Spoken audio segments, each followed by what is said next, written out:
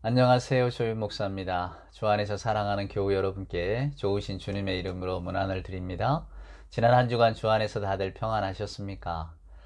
계절이 깊어집니다. 연산홍이 피어나고 얼마나 아름다운지 모르겠어요.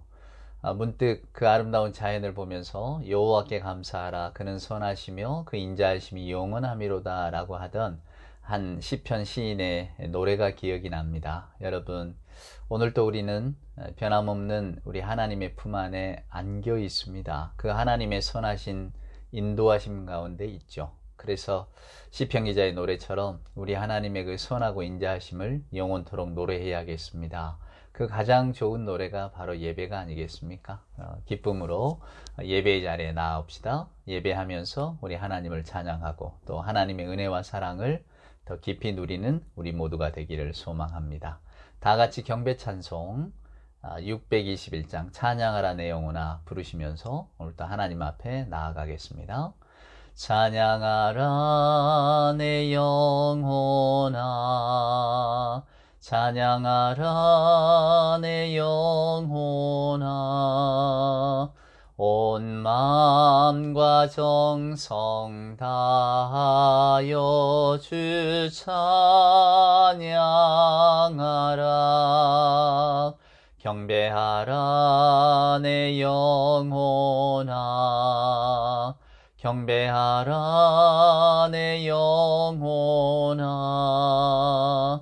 온 마음과 정성 다하여 주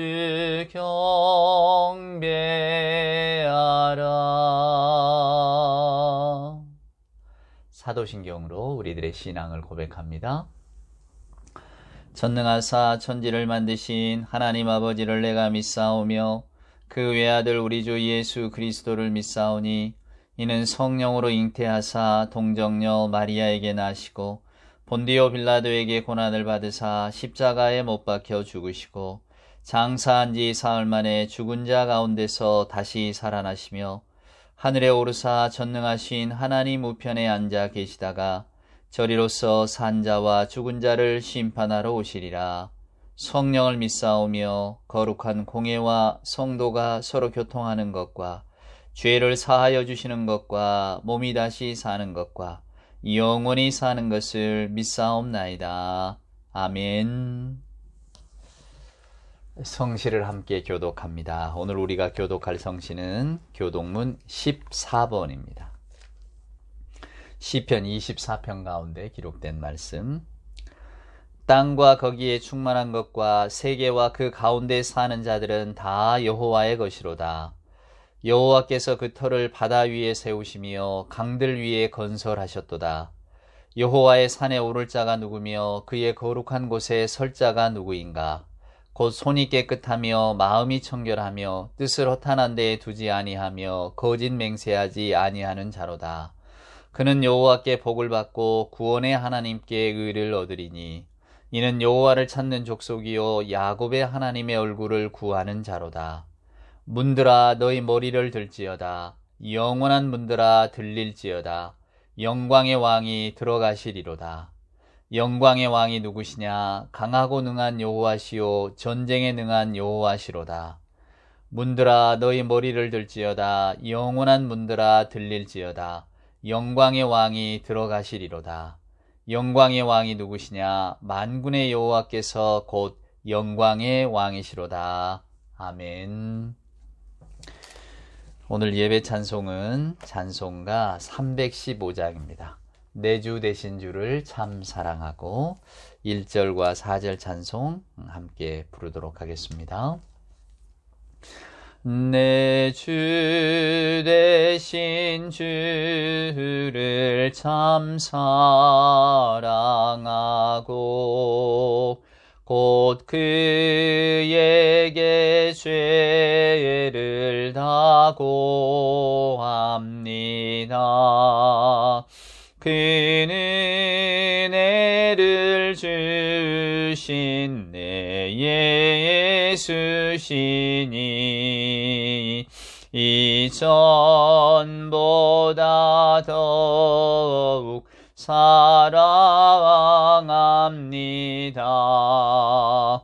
그 영광의 나라 나 들어가서 그 풍성한 은혜 늘 감사하리.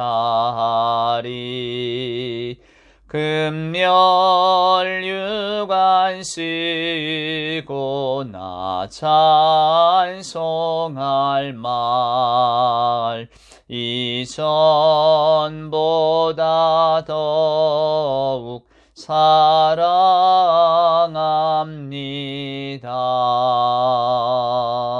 아멘. 예, 함께 기도드리겠습니다. 사랑과 은총으로 함께 하시는 아버지 하나님 감사합니다. 아름답고 복된 계절을 통해 저희들이 하나님의 영원하신 보호 아래 살고 있음을, 무엇보다 이 변화맞는 세상에도 우리 하나님의 손길이 여전히 미치고 있음을 계절의 순환을 통해 알게 하시니 하나님 감사합니다. 아름다운 꽃들을 보며 저희들의 생각과 마음이 더욱 아름다워짐을 깨닫습니다. 하나님, 이 자연 가운데 하나님의 은총과 사랑을 알게 하시고 오늘도 하나님 앞에 고개 숙인 저희들의 마음에 따뜻한 봄바람과 같이 우리 성령께서 찾아오셔서 저희들의 생각과 마음을 추스려 주옵기를 간절히 소원합니다. 하나님, 저희들 너무 바쁘게 살고 있습니다. 생각도 말도 행동도 너무 빠르게만 흘러갑니다. 이 시간, 이 예배와 또 하나님의 자녀임을 깨닫는 이 복된 순간들을 통하여 저희들의 마음을 진정시켜 주옵시고 심장 박동을 조금 더 늦춰 주옵기를 간절히 소원합니다. 시간의 영원한 길이를 보게 하셔서 저희들의 바쁜 삶의 걸음걸이가 조금은 차분해지는 그런 일들이 일어날 수 있도록 하나님 도와주시옵소서. 분주한 일상 중에도 영원한 언덕의 고요함을 누릴 수 있도록 하나님, 이 귀한 시간, 이 복된 예배의 시간, 저희들이 그저 참여함으로만으로도 감사할 수 있는 그런 신앙의 자리를 허락하여 주시옵소서. 하나님, 저희들의 영혼은 갈수록 연약해져 갑니다. 강팍해져 갑니다. 하나님, 저희들의 생각과 마음을 붙들어 주시옵소서. 삶의 속도를 늦추게 하시고 이 봄 도처에 피어나는 꽃들을 보면서 하나님, 저희들의 삶의 여유를 회복할 수 있도록 도와주시옵소서. 작은 신음에도 함께 귀를 기울인 자들 되게 하여 주옵시고 길 잃은 개 한 마리 머리를 쓰다듬어 줄 수 있는 여유도 회복해 하여 주시옵소서. 거미가 집을 짓고 어린아이들이 환하게 웃는 모습을 보면서 함께 미소할 수 있는 하나님, 삶의 경주란 언제나 제일 빠른 사람만을 위한 것이 아니라는 것을 항상 기억하며 살아가는 저희들 되게 하여 주시옵소서. 날로 실록이 푸르러져 갑니다. 저 푸르름, 우리 하나님이 주시는 것을 알게 하여 주시옵소서. 하나님의 손길 따라 나무는 철 따라 저렇게 푸르름을 기억해 하시고 저희들의 삶도 우리 하나님의 손길 안에서 날로 푸르러져 감을 항상 기억하며 살아가는 저희들, 그리하여 하나님으로 인하여 삶의 여유와 마음의 풍성함을 경험하는 우리가 되게 하여 주시옵소서. 하나님의 자녀이면서도 여전히 죄의 종의 모습으로 살아가며 초조하고 불안한 저희들의 마음을 하나님, 이 시간 이 예배를 통하여서 하나님을 향하여 활짝 열리게 하여 주옵시고 하나님이 주시는 그 넉넉함으로 저희들의 빈곤한 영혼을 채울 수 있도록 주님 도와주시옵소서. 이 시간 우리들의 삶에 얽혀있는 모든 문제와 근심과 걱정들 다 내려놓고 영원하신 하나님의 약속과 그리고 그 약속을 따라 살아간 삶의 사람들의 모습을 살펴보면서 하나님, 삶의 위로를 얻게 하시고 신앙의 확신을 갖게 하여 주시옵소서. 오늘도 말씀 중에 함께 하시는 우리 구주 예수님의 귀하신 이름으로 간절히 기도드리옵나이다. 아멘. 오늘 우리에게 주시는 하나님의 말씀 요셉의 이야기를 계속해서 읽어가겠습니다. 오늘은 창세기 41장에 있는 바로의 꿈에 대해서 알아보도록 하죠. 창세기 41장 1절 말씀부터 제가 한번 읽어보겠습니다. 만 2년 후에 바로가 꿈을 꾼즉 자기가 나일 강가에 서 있는데 보니 아름답고 살진 7 염소가 강가에서 올라와 갈밭에서 뜯어먹고 그 뒤에 또 흉하고 파리한 다른 7 암소가 나일 강가에서 올라와 그 소와 함께 나일 강가에 서 있더니 그 흉하고 파리한 소가 그 아름답고 살진 7 소를 먹은지라. 바로가 곧 깨었다가 다시 잠이 들어 꿈을 꾸니 한 줄기에 무성하고 충실한 7 이삭이 나오고 그 후에 또 가늘고 동풍에 마른 7 이삭이 나오더니 그 가는 7 이삭이 무성하고 충실한 7 이삭을 삼킨지라. 바로가 깬즉 꿈이라. 아침에 그의 마음이 번민하여 사람을 보내어 애굽의 점술가와 현인들을 모두 불러 그들에게 그의 꿈을 말하였으나 그것을 바로에게 해석하는 자가 없었더라. 아멘. 예. 우리가 요셉 이야기를 창세기를 따라가면서 계속해서 읽고 있습니다. 요셉이라고 하는 인물이 우리 신앙인들에게 주는 위로와 또 뭐랄까 자부심이랄까요? 예, 정말로 아름다운 신앙인의 전형을 보여주는 사람 아닙니까? 요셉 이야기를 쭉 읽어보면 요셉은 굉장히 자기주도적인 사람입니다. 즉 생을 자기가 주도해 갔던 사람이죠. 요즘도 뭐 자기주도 교육이니 자녀들에게 자기학습, 자기주도하는 교육을 시키라고 하는 교육 전문가들의 메시지가 많이 나오잖아요.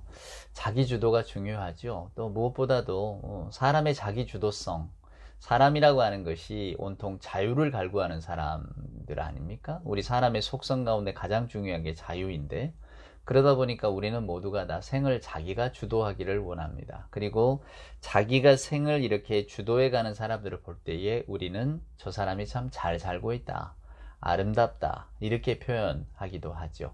그러니 우리는 뭐 크나 작으나 모두가 다 자기를 주도하는 삶, 결국 그 자기 주도의 삶의 가장 밑바탕은 자유인데 여러분은 그 자유에 대해서 어떻게 생각하십니까? 저는 오늘 요셉의 이야기를 통해서 이 자유와 신앙 또 요셉의 삶에 깃들인 하나님의 은총을 요셉은 어떻게 자기주도적으로 풀어갔는가에 대한 생각을 한번 나누어 보려고 합니다.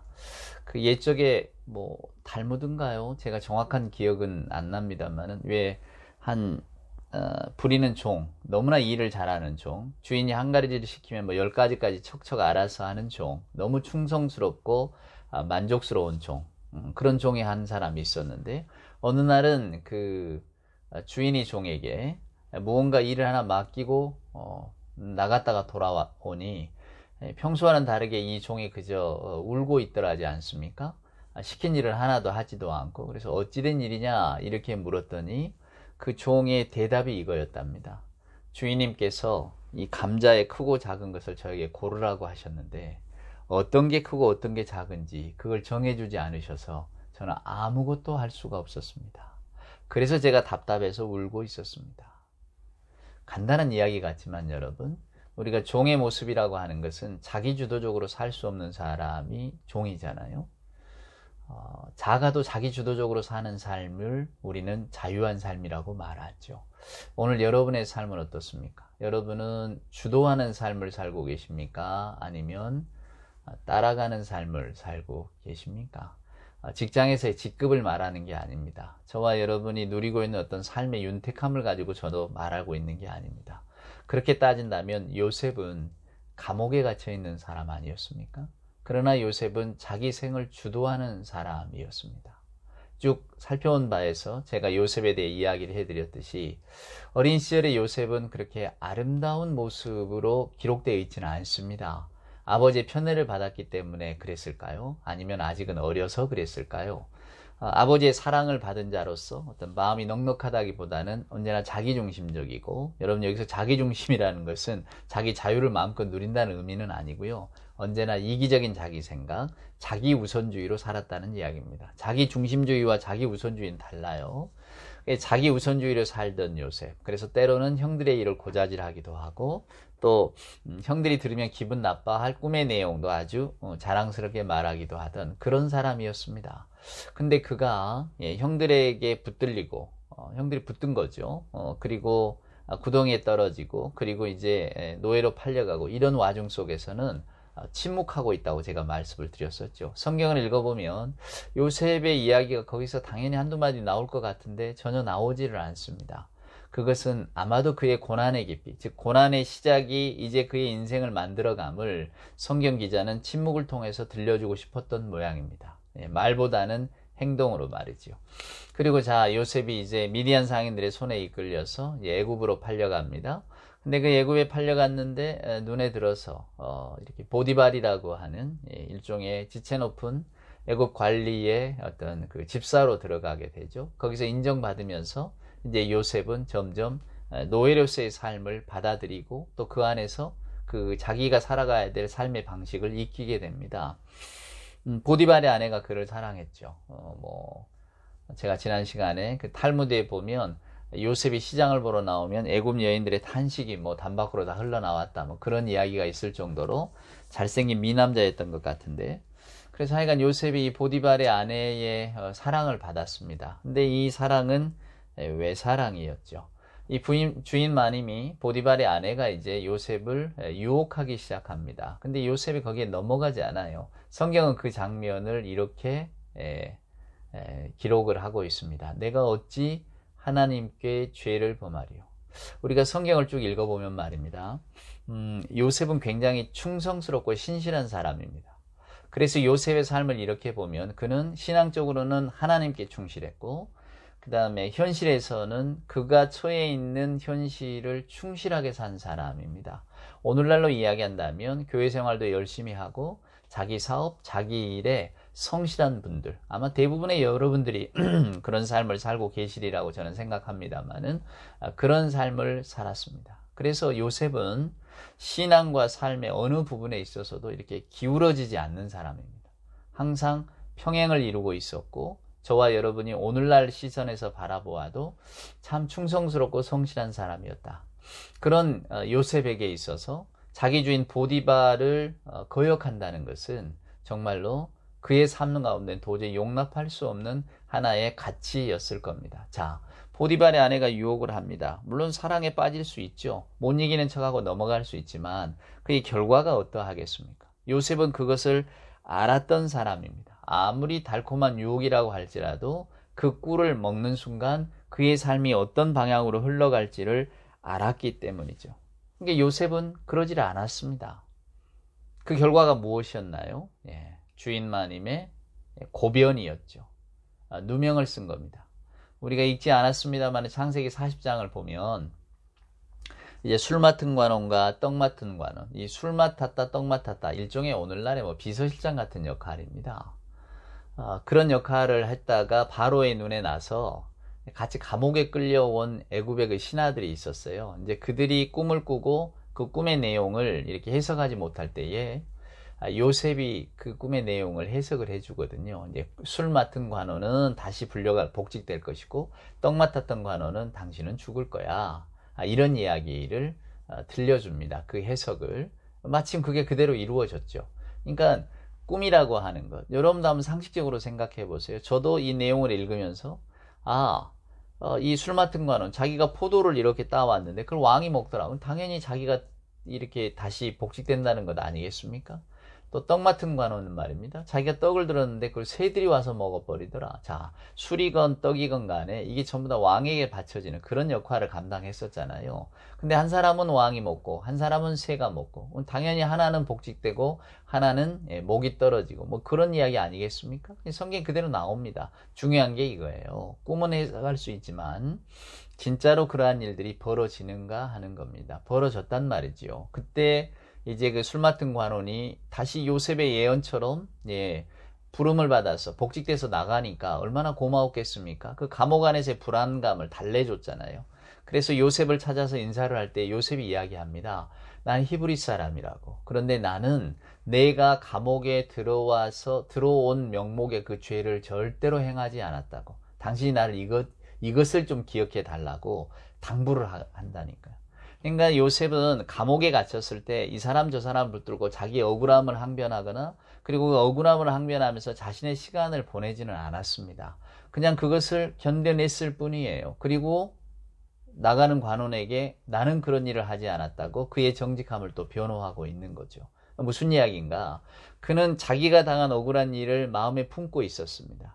그러나 그 마음에 품고 있는 일로 인해서 자기 삶이 엉망으로 되지는 않았어요. 포기하거나 절망하거나 낭망하지 않았단 말입니다. 그 감옥 안에서도 자기가 해야 될 일들을 찾아갔던 사람입니다. 그리고는 어떤 그 술 맡은 관원의 꿈을 해석하고 그가 나갈 때에 자기의 어떤 억울함에 대해서 그냥 조단조단 이야기를 했을 뿐이죠. 만 2년이라고 오늘 우리가 읽었던 창세기 41장은 시작합니다. 만 2년 후에 그것은 요셉이 꿈을 해석해 준 술 관원이 술 맡은 관원 왕의 비서실장이 이제 다시 복직돼서 나가고도 2년이라는 세월이 흘렀다는 겁니다. 그러니까 이 사람이 까맣게 잊어버린 거죠. 바로가 꿈꾸기 전까지는. 자, 이것은 반대로 뭘 이야기합니까? 요셉의 감옥에서의 시간이 2년이 더 필요했다는 겁니다. 여러분, 옛적의 애굽의 감옥은 오늘날과 같은 감옥이 아닙니다. 이걸 분명히 기억하셔야 돼요. 감옥 안에서 2년을 버틴다? 기적 같은 일입니다.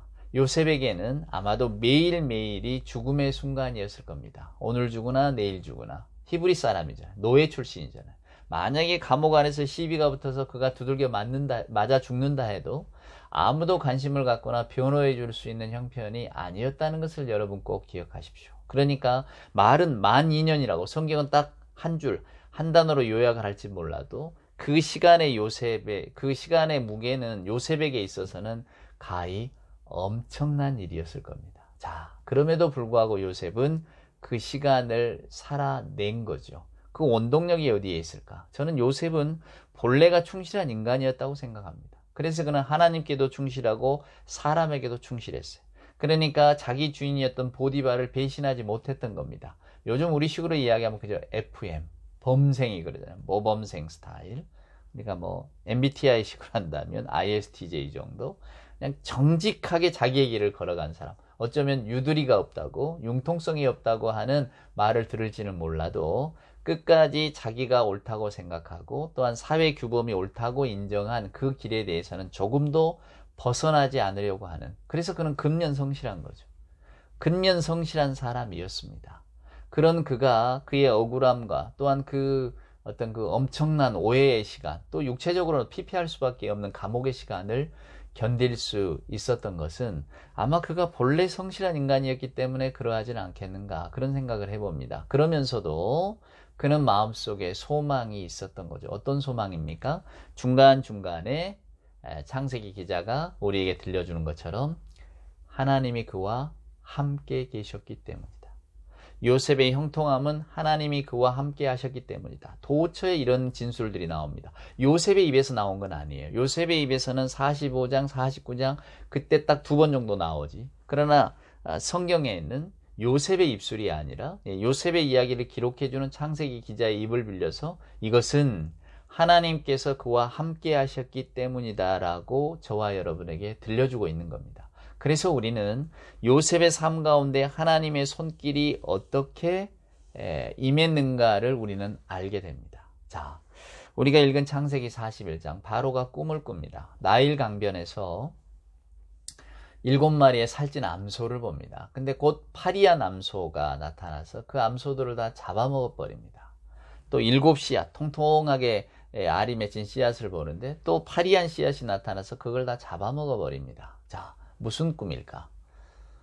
우리는 대충 짐작은 합니다. 뭔가 좋은 일이 있다가 나쁜 일이 오겠군요. 뭐 이 정도는 우리가 알 수 있지 않겠습니까? 근데 요셉은 정확하게 7년 풍년과 7년 흉년을 이야기합니다. 여러분 41장을 꼭 다 함께 이 말씀이 마치고 나면 한번 쭉 읽어보시던가 아니면 잠깐 제 설교 영상을 멈추시고 41장을 한번 쭉 다 읽어보신 다음에 다시 한번 들어보시기를 권합니다. 훨씬 더 이해가 잘 될 겁니다. 자, 41장에 우리가 읽지 않는 대목에 뭐가 있었느냐? 그 일들이 그렇게 이루어지고 요셉을 불러서 꿈의 모험을 시킵니다. 요셉이 말을 합니다. 그리고 요셉이 해결책도 제시합니다. 요셉이 왕을 만나서 무슨 이야기를 하느냐면 왕이시여 편안한 마음으로 들으세요. 이렇게 말합니다. 자, 요셉은 왜 이렇게 말을 했을까? 그에게는 해결책이 있었기 때문입니다. 그래서 바로는 그 말을 듣습니다. 자, 저는 이 장면 속에서 굉장히 놀라운 성경 기자의, 즉 창세기에 우리에게 들려주고자 하는 하나님의 목적이 숨어 있다고 생각합니다. 그것은 무엇이냐? 바로의 꿈 가운데에 살진암소 또 이렇게 싹들을 바라보는 것은 전부 나일강을 끼고 있거든요. 오늘 성경 말씀에 나일강변이라고 나오잖아요. 우리는 그냥 한강변, 우리도 한강이 가까이 있으니까 한강변 이렇게만 생각하실지 모르지만 여러분 학창시절에 나일강 유역, 뭐 중국의 황허 유역, 뭐 인도의 겐지스강 유역, 뭐 이렇게 다 문명의 발상지였던 거 기억나시죠? 그러니까 옛적에는 농경국가, 농사를 지어야 했기 때문에 물이 가장 중요했습니다. 사람이 사는데 물이 필수잖아요. 그런데 이제 농사를 지어야 되니까 물이 중요하고, 그래서 그 강을 중심으로 이렇게 모여 살지 않았겠습니까? 사람들이 거기서 정착 생활을 했겠죠. 요즘 여러분들 우리가 스포츠나 뭐 이런 걸 보면, 야, 우리 라이벌 팀, 너는 나의 라이벌이야, 너는 나의 대적이야, 이런 말을 쓰잖아요. 라이벌. 이 라이벌이라고 하는 말이 리버에서 나온 겁니다. 강을 마주보고 있다는 거예요. 그러니까 고대 세계의 삶에 있어서 이 강이라고 하는 게 얼마나 큰 의미를 갖고 있었는가. 옛적에는 여러분 유엔도 없잖아요. 군대도 각각 그냥 세계 질서가 없으니까 힘이 있는 자가 다 모든 것을 전쟁에서 빼앗고 할 때에 이 강을 마주보고 있다. 항상 서로 적대하는 가장 큰 적인 거죠. 자, 그런데 그 나일강변에서 일어나고 있다. 또 여러분 아시는 것처럼 애굽의 모든 것이 나일강에서 나오지 않습니까? 그래 여러분 출애굽에 보면 나일강이 피로 변하는 장면이 나옵니다. 그걸 그냥 강물이 피로 변했다 이렇게 읽으시면 안 됩니다. 이제 오늘 저하고 이 이야기를 읽으셨으니 분명하게 성경이 말하는 그 상징과 비유에 대해서 여러분은 이제 아시게 될 겁니다. 자, 나일강변에서 살진암소, 파리안암소, 살진곡식, 파리안곡식을 보게 됐다. 뭘 의미합니까? 애굽 문명이 지향하고 있는 바의 끝을 말하는 겁니다. 41장을 쭉 읽어보라고 말씀하셨죠. 자, 여러분 옛적에 왕이라고 하는 사람의 권력, 뭐 무시무시한 거 다 기억하실 겁니다. 왕은 그래서 말하는 자입니다. 스피커. 오직 왕만이 말할 수 있습니다. 그럼 신하들은 뭐하냐? 듣죠. 적거나. 어떤 장면이 기억나십니까? 듣습니다. 적습니다. 오직 왕만이 말할 뿐입니다. 왕은 그런 존재입니다. 근데 여러분 이 창세기 41장을 읽어보면 왕은 듣고 있어요. 바로가 아무것도 하지를 못합니다. 그런데 오늘 이 재난과 바로가 아무것도 할 수 없는 상황, 꿈속의 상황이 어디에서 벌어집니까? 나일강에서 벌어집니다. 옛적에 인간의 미래는 제국에 달려 있었습니다. 애굽 왕은 자기가 자신의 미래, 아울러서 세계의 미래, 뭐 애굽 사람들만이 아니고 다 자기중심적이니까 애굽은 그때 당시에 세계 최강대국 아닙니까? 세계의 미래는 내 손에 달려있다고 생각했을 겁니다. 근데 그는 아무것도 할 수 없는 입장에 지금 처하고 있습니다. 그가 꿈이 그를 불안하게 만들었습니다. 우리는 다니엘서가 생각이 납니다. 느부갓네살. 꼼짝 못합니다. 세계를 통치하고 세계의 가장 넓은 영토, 가장 강한 군대를 가지고 있다는 자들이 오늘 이 하나님의 꿈 앞에서는 꼼짝을 못합니다. 여러분 뭘 말합니까? 이걸 여러분이 잘 보셔야 됩니다. 오늘 이 요셉 이야기의 핵심은 제가 매번 요셉, 뭐 아브라함뿐만이 아니라 요셉의 이야기도 쭉 해오면서 여러분께 말씀드렸지만은 요셉이라고 하는 한 인물에 대한 이야기가 아닙니다. 요셉의 삶이 얼마나 위대했는가를 보여주는 게 아니에요. 성경은 오직 하나님이 이루실 일들, 즉 하나님의 미래에 관한 일들에 대해서 우리에게 들려주고 있습니다. 그 미래를 이루실 분이 하나님이시기 때문에 저와 여러분은 그 하나님을 철저하게 신뢰하는 삶을 살아야 한다는 것이 오늘 성경의 메시지거든요. 그럼 요셉 이야기의 핵심은 뭐냐? 미래가 인간의 능력 밖에 있음을 강조하는 이야기예요. 미래는 우리가 이해할 수 없는 불가이한 방식으로 하나님의 손안에 있습니다. 사람의 손안에 있는 게 아니에요. 제국의 강력한 힘, 오늘날 여러분 지금 오늘날이라는 게 바로 시대입니다. 바로 시대의 애굽의 힘이 얼마나 강력합니까? 그 가장 강력한 힘의 통치자가 바로입니다. 바로는 무소불위의 권력을 가지고 있고 세상에 못할 일이 없을 것 같은 모든 만인의 생사여탈권을 가지고 있는 절대적인 권력을 가지고 있는 사람이에요. 제국은 그만큼 강력합니다. 근데 어떻습니까? 지금 아무것도 못하고 있어요. 미래에 일어날 일들에 대해서는 무기력합니다. 바로는 전 세계의 힘을 가진 자였고, 그리고 그가 소유한 나일강, 정말로 모든 사람들의 생명의 젖줄 같은 그 나일강, 그걸 소유하고 있는 자가 세계를 소유할 것처럼, 그래서 나일강은 우리 애굽의 보물이라고 말하고 있겠죠. 우리 한강도 마찬가지 아닙니까, 여러분? 그래서 도읍이 한강에 이 한양에 정해지는 겁니다. 한강을 끼고 있기 때문에 강이 가장 중요하거든요. 물이 중요하고. 근데 그 엄청난 수온을 가진 나일강을 소유하고 있으니 이 바로의 자부심과 우리는 나일강만 있으면 다 살 수 있다 생각하지 않았겠습니까? 근데 그 나일강변에서 이런 일이 일어납니다. 미래는 전혀 예측할 수 없는 거죠. 그러니까 할 수 있는 일이 없는 거예요. 오직 누구만이 해결책을 갖고 계십니까? 하나님만이. 하나님만이 세계에서 일어날 모든 일들에 대한 해결책을 갖고 계세요. 그 이야기를 하고 있는 겁니다, 지금. 요셉이 얼마나 똑똑했고, 요셉이 얼마나 인내심이 많았고, 요셉이 얼마나 충성스러운 사람이었는가? 얼마나 그가 그 마음이 온유하고 넓은 사람이었는가? 나중에 형제들 다 용서하잖아요. 그런 걸 지금 가르쳐 주는 게 아닙니다. 만약에 요셉이 말입니다. 그 구덩이에서 엉뚱한 짓을 했거나 아니면 보디발의 아내의 유혹에 넘어가서 엉뚱한 일을 했다면 하나님께서는 또 다른 사람, 그 야곱의 12가족 아들 가운데 또 누군가를 통해서 또 하나님의 계획들을 이루어 나가셨겠죠. 아니면 요셉이 방황하고 유혹에 넘어가는 순간에도 혹은 더 아주 나락에 떨어지는 순간에도 하나님은 또 요셉과 함께 계셔서 극적으로 회복시키시고 또 만들어 가셨겠죠. 자, 여러분 기억하셔야 됩니다. 하나님이 하시는 일에는 1.1도 오류가 없기 때문에 그러나 단지 지연이 있을 수 있습니다. 그건 뭡니까? 하나님은 인간과 더불어 역사 속에서 일하시니까. 그래서 우리 기독교 신앙이 역사성을 가진 신앙 아닙니까? 인간의 역사 가운데 함께한다 그 말입니다. 우리는 역사와 무관한 사람이 아니에요. 그냥 저 하늘, 저 천국 바라보니까 땅 위에서 벌어진 일들하고는 나는 무관하다. 천만에요. 그렇지 않습니다. 하나님께서는 오늘 우리가 이 땅 안에서 살아가고 있는 이 역사에 대한 책임을 지기를 원하십니다. 그러니까 하나님의 미래라고 하는 것은 인간의 상상력, 인간의 행동이 뒷받침이 돼야 되는 거죠. 왜? 하나님의 일은 사람에 의해서 구체화되기 때문에 그렇습니다. 그러기 위해서 요셉이 선택되는 거예요. 하나님의 초월적인 뜻이 인간의 구체적인 행동을 통해서 드러납니다. 이게 여러분 하나님의 신비예요. 그냥 하나님이 우리를 구원하시면 되잖아요. 말씀으로 구원하시고 세상을 말씀으로 창조하신 분이 왜 예수 그리스도를 굳이 이 땅에서 십자가 고난을 통해서 우리의 구원자로 우리에게 계시하십니까? 보여주십니까? 왜 그렇습니까? 하나님께서는 우리들의 삶, 우리들의 행동, 우리들의 역사와 무관하게 일하는 분이 아니기 때문에 그렇습니다. 요셉은 하나님이 일하시는 것을 세상에 드러내는 도구예요. 요셉은 그걸 알고 있었던 사람입니다. 하나님은 어떤 신학자의 말처럼 우리 인간의 자유로움을 그저 내가 창조주기 때문에 너희들은 내가 간섭하겠다. 폭력적으로 이렇게 밀고 들어오는 분이 아닙니다. 하나님이 우리들에게 자율성을 주셨잖아요.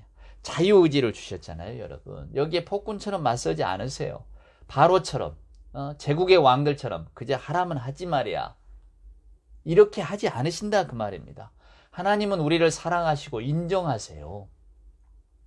그래서 우리들에게 자유를 주십니다. 그 자유를 가지고 우리가 어떻게 행동하고 어떻게 하나님의 뜻에 반응할 것인가를 허용하시죠. 이게 하나님의 신비라니까요, 여러분. 어떤 분들은 하나님을 인간의 머릿속으로 이해하고 해결할 수 있는 분처럼 생각하기를 원합니다. 그게 합리적이라고 생각하는 거죠. 하나님이 하시는 일들이 다 내가 이해가 돼야 되고 하나님이 하시는 일들이 다 내가 예측 가능해야 되고 그러나 하나님은 그런 하나님이 아니십니다. 그래서 우리는 그것을 감히 거기다 붙일 말이었기 때문에 하나님의 신비, 하나님의 불가해성 이렇게 말할 뿐이죠. 제가 늘 비유하잖아요. 여러분 집안에서 기르시는 강아지 아무리 내가 사랑을 줘도 그 강아지가 나를 헤아릴 수 있겠습니까? 그거보다도 더한 하나님과 우리들의 관계 아니겠습니까? 근데 하나님께서는 이 모든 것을 허용하신다고 성경은 말해요. 그러니까 요셉이 아까 여기 만 2년이라고 그랬잖아요. 술 맡은 관원이 바로 나가서 뭔가를 일을 도모했다면 또한 많이 달라졌겠죠. 그러나 그 2년이란 세월 또 바로에게 2년 후에 꿈을 주시고 또 그 요셉이 그냥 2년 만에 다시 불려나가고 정말로 그는 죽음 같은 시간을 살았겠지만 이런 시간들은 우리가 알 수 없는 거예요. 그냥 하나님의 계획은 계획대로 흘러갈 뿐입니다. 그 안에서 우리가 어떻게 반응하고 어떻게 행동하는가 그것을 성경이 저와 여러분에게 들려주고 있거든요. 41장을 여러분 읽어보세요. 요셉은 지난 시간에도 말씀드렸지만은 그 이집트 제사장의 딸하고 결혼을 합니다. 사브넷 바네아라고 이름도 개명을 해버려요. 우리가 볼 때 아니 뭐 이스라엘 사람 충실한 요셉이 뭐 예굽의 제사장, 그러니까 결국은 여러분 타종교 타신앙 제사장의 딸하고 결혼한 거 아닙니까? 그러면 그 딸이 뭘 믿고 있겠어요? 그때 이집트는 태양신 라를 믿고 있었으니까 당연히 태양신을 섬기고 또 뭐 온갖 잡신을 다 섬기는 그런 집안에서 그런 제사장의 딸로 자랐으니 그의 신앙이 어떠했겠습니까? 우리가 그런 눈을 가지고 이렇게 들여다보면 요셉이라고 하는 사람을 만약에 영웅시한다면 이게 어긋나는 일이 너무 많은 거예요. 그래서 성경은 그걸 말하는 게 아닙니다. 요셉은 여러분 하나님께도 충실했지만 사람과 그의 현실 가운데도 아주 충실했던 사람이에요. 그는 하나님이 주시는 지혜를 가지고 이 바로에게 다 해결책을 이야기합니다. 7년 풍년이 오고 그 다음에 7년 흉년이 올 거니까 풍년 들 때마다 매년 5분의 1씩을 계속 비추고 하십시오. 비추게 나가고 비추게 나가고 그래서 흉년이 있을 때 그걸 다 풀면 됩니다. 그러면 다 살게 됩니다. 결국은 상생의 이야기를 하고 있는 거죠. 5분의 1을 비축하고 5분의 1을 거둬들인다. 그럼 세금을 얼마나 거둬들였을 건가? 오늘날의 시선으로 보지 마십시오. 옛적의 제국이라고 하는 것은 그냥 모든 걸 다 가져가는 겁니다. 소작하고 실제로 일하는 사람, 노예나 다를 바가 없어요. 우리 시선하고는 달라요. 자, 어찌됐건 간에 요셉은 그렇게 충실하게 자기에게 주어진 책무, 또 해결책을 제시했단 말이에요. 그래서 요셉이 편안한 마음으로 바로에게 들으라고 했죠. 당신의 꿈만 나는 해몽하는 게 아니라 해결책도 일러주겠어. 바로가 할 말은 딱 한마디입니다. 그걸 당신이 좀 해주시오. 왕은 지시를 내리고 명령하고 해야 되는데 오늘 창세기 41장을 보면 왕은 굉장히 수동적인 사람이에요. 아무것도 할 수 없는 사람입니다. 그저 요셉이 하는 대로 네네 하면서 따라갑니다. 그것이 성경이 저와 여러분에게 들려주고자 하는 메시지의 핵심입니다. 인간의 미래는, 세계의 미래는 인간에게 달려있는 게 아닙니다. 뭐 어떤 위대한 지도자가 나와서 아주 그저 천재적인 머리를 가지고 정치적인 수완을 가진 위대한 사람이 나와서 세계의 역사를 바꿔가고 인류의 미래를 결정하는 게 아니라 인류의 미래는 하나님께서 결정하는 거라고. 그래서 여러분 꿈을 통해서 바로가 주도권을 뺏기는 거예요. 밤에 오잖아요. 낮은 인간의 시대입니다. 낮은 우리가 다 들여다보니까 다 할 수 있을 것 같죠. 그러나 어두운 밤이 오면 어떻습니까? 인간의 무기력함이 드러납니다. 인간이 어찌할 수 없는 그런 시간에 하나님은 찾아오시죠. 그래서 여러분 성경을 읽어보세요. 야곱이 하나님을 만나는 시간도 다 밤입니다. 오늘 바로가 꿈을 꾸는 시간도 밤입니다. 그는 꿈속에서 자기 자신의 무력함을 깨닫게 되죠. 꿈을 꿨는데 그 의미를 모릅니다. 이제 왕은 자기 인생과 자신의 나라에 대해서 더 이상의 주체가 아니에요. 바로의 꿈은 그가 이제는 객체가 되었음을 선언하는 겁니다. 메시지를 항상 전달하는 자 있잖아요. 왕이라고 하는 사람은 그 말이 곧 법이었잖아요. 근데 오늘 바로는 이제 메시지를 받는 사람이 되는 겁니다. 이 애굽이라고 하는 제국, 인간의 힘으로 이루어놓은 최강대국은 그 힘은 오늘 하나님께서 밤에 도적처럼 임하는 그런 하나님의 권능을 도저히 감당할 수가 없는 거예요. 왕의 자리는 여러분 언제나 좋은 소식만 듣는 자리입니다. 그래서 그는 그에게 전해지는 모든 소식을 통제할 수 있죠. 그러나 그가 통제할 수 없는 일에 부딪혔을 때 그는 이제 무기력한 인간이 됩니다. 어쩔 줄을 모르는 거죠. 지금 여러분 코로나가 세계를 흔들고 있잖아요. 오죽하면 팬데믹이라고 했겠습니까? 근데 작년에 제 생각에도 이게 1년은 가겠나 했습니다. 올해만 시작되더라도 봄 되면 끝나겠지. 백신이 나오고 한다니까. 근데 여러분 지금 더 4차 유행이 온다 그러잖아요. 이런 팬데믹 앞에서 우리는 쩔쩔매고 있습니다. 인간의 지혜를 짭니다. 극복해 보려고. 극복이 안 됩니다. 아마 옛 시절로는 돌아갈 수 없을 거라고 많은 사람들, 학자들이 경고하고 있잖아요. 그런 겁니다. 오늘 바로는 이보다 더한 위험에 직면했습니다. 그래서 요셉은 오늘 이 제국의 지혜, 그래서 성경이 말하잖아요. 모든 술객들, 현인들, 왕의 꿈을 해몽하는 사람들, 애굽 안의 모든 지혜로운 자들, 여러분 옛적에 점성술사, 꿈 해몽하는 사람, 이게 다 최고의 지식인들이었습니다. 동방박사들도 마귀, 즉 마귀라는 말 자체가 천문학자, 점성술사라는 뜻이거든요. 별을 보면서 세계의 변화를 측정하는, 중국도 여러분 가장 뛰어난 고전이 주역이라고 하지 않습니까? 세상의 변화, 주나라의 변화를 기록한 책 주역. 인간은 자연 환경을 좀 통제하고 싶어서 그 변화들을 다 보는 겁니다. 인간의 운명도 마찬가지고요. 근데 그게 관심을 두지만 해결이 됩니까? 안 됩니다. 그러니까 바로도 꿈을 꾸고 자기 주변에 있는 모든 점성술사, 꿈해몽가, 지혜롭다는 사람 다 불러왔지만은 그들이 아마 이렇게 짐작은 했겠죠. 뭐 살찌남소 또 파리아남소, 뭔가 좋은 일 있다가 나쁜 일 있지 않겠습니까? 이 정도는 짐작하지만은 정확하게 7은 7년입니다. 7년 지난 다음에 또 7년에 흉년, 그리고 계속 이 꿈이 반복되는 것은 그만큼 분명하다는 것을 요셉이 그러거든요. 하나님이 일러주시는 거라고 분명하게 이야기를 합니다. 태양신을 섬기는 사람들 앞에서. 요셉의 당당함이죠. 바로도 말합니다. 그 하나님이 주신 지혜라는데 진짠가 보다, 이렇게 말을 하거든요. 오늘 이 이야기는 그래서 여러분, 우리 믿는 사람들에게 신앙의 확신을 주는 이야기입니다. 하나님이 인간의 미래를 결정한다, 인간 역사의 미래를 결정한다는 것을 오늘 이 이야기를 통해서 우리에게 들려주고 있는 거예요. 제국의 지식은 실패합니다. 오늘날 우리가 가지고 있는 과학기술 문명이 아무리 발달한다 할지라도 인간의 미래, 그리고 하나님이 결정해 놓으신 어떤 그 세계의 미래를 뒤바꿀 수가 없는 거예요, 여러분. 오늘날의 우리들의 자의식이 얼마나 많이 올라갔습니까? 우리는 이제 웬만한 자연재해쯤은 다 통제한다고 생각했습니다. 또 1, 2차 대전을 겪으면서 어떤 그 이성의 붕괴를 경험했던 사람들이 이제는 세계대전을 일으키지 않으려고 예를 쓰잖아요. 그렇지만 전쟁이 어디 없어집니까? 작게나 크게나 나라들 간의 갈등은 여전하고 우리가 해결 못할 일들이 있다, 그 말입니다. 자, 그 속에서 우리는 그래도 과학기술 문명이 우리를 구원할 거라고 생각하면서 살아갑니다. 그렇지만 성경은 이렇게 말합니다. 너희들의 미래는 너희가 결정하는 게 아니라고. 우리들의 미래는 우리가 결정하는 게 아닙니다. 여러분, 예수님 탄생 당시 헤롯 왕을 생각해 보세요. 그때 당시 헤롯은 그 지역의 최고 통치자고 최고 권력자입니다. 근데 그가 어쩔 줄을 모르잖아요. 동방박사들에게 나에게도 좀 알려다오. 그리고 두려우니까 2살 이하 아이는 모두 죽여라.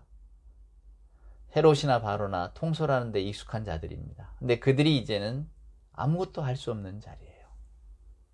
오늘 성경이 그걸 이야기합니다. 그래서 나일강을 등장시키는 거예요. 나일강에 기초한 제국이 무너지고 있는 겁니다.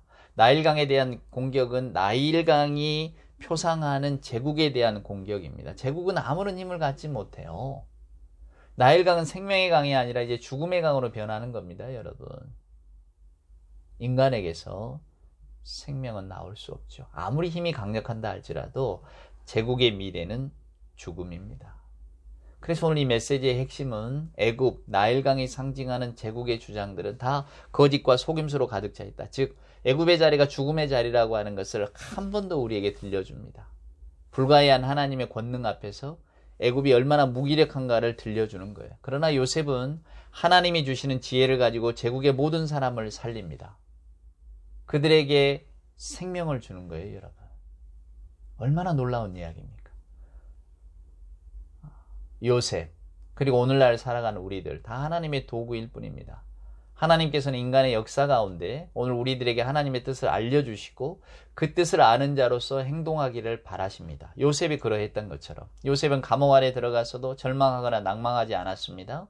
요셉은 하나님이 나와 함께 계신다는 생각을 늘 갖고 있었죠. 내가 비록 알 수 없는 어려움 가운데, 고통 중에 내일 죽을 줄도 모르는 그런 어떤 그 불안과 염려 가운데 살고 있지만 그럼에도 불구하고 내게 하나님이 계시고 하나님의 미래가 있기 때문에 나는 오늘을 잘 견디며 살 뿐이다. 이런 생각을 가지고 있었단 말입니다.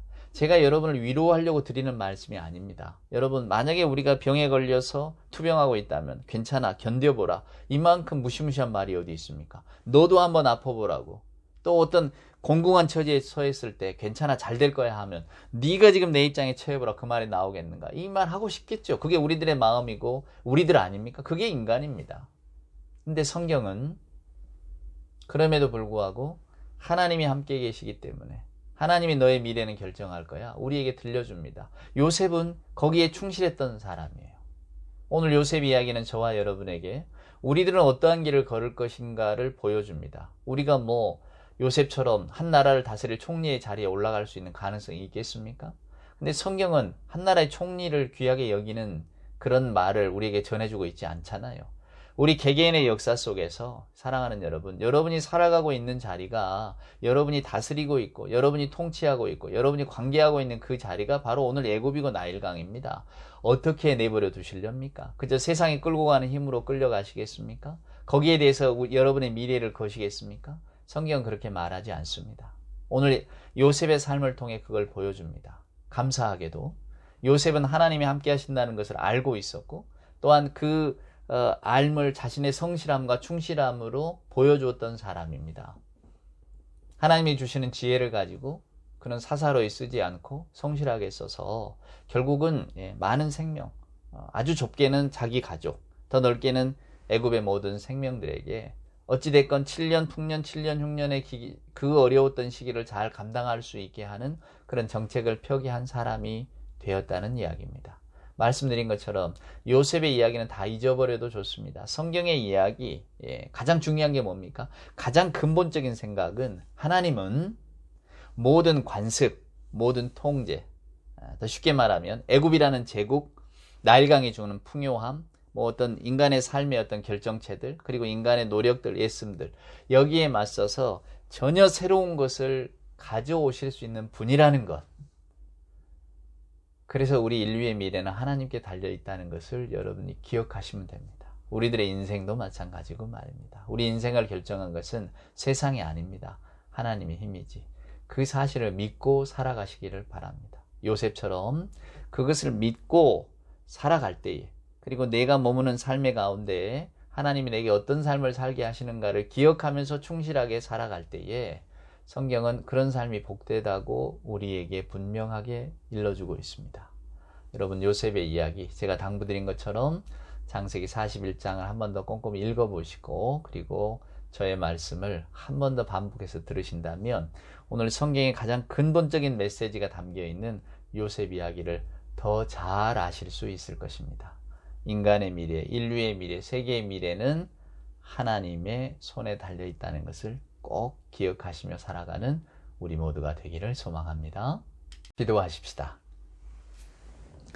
이제는 우리 구주 예수 그리스도 크신 은혜와 아버지 하나님의 만극하신 사랑하심과 자비하신 성령님의 함께하심이 우리 인류의 미래가 하나님의 손에 달려있다는 것을 분명하게 보여주는 이 요셉의 이야기를 읽으면서 내 인생, 내 삶, 내 미래, 더 나아가 우리 모두의 미래가 영원토록 변치 않고 신실하신 하나님의 손에 달려있다는 사실을 기억하면서 오늘 또 내일 또 내게 허락하신 삶의 자리 가운데 하나님께 충실하며 현실에 성실한 사람이 되고 살아가기를 소원하는 우리 예배하는 모든 교우들 머리 위에와 저들의 기도와 저들의 소망 위에, 주님 사랑하신 이 복된 교회 위에 이제로부터 영원 무궁토록 함께하여 주옵기를 간절히 축원하옵나이다. 아멘.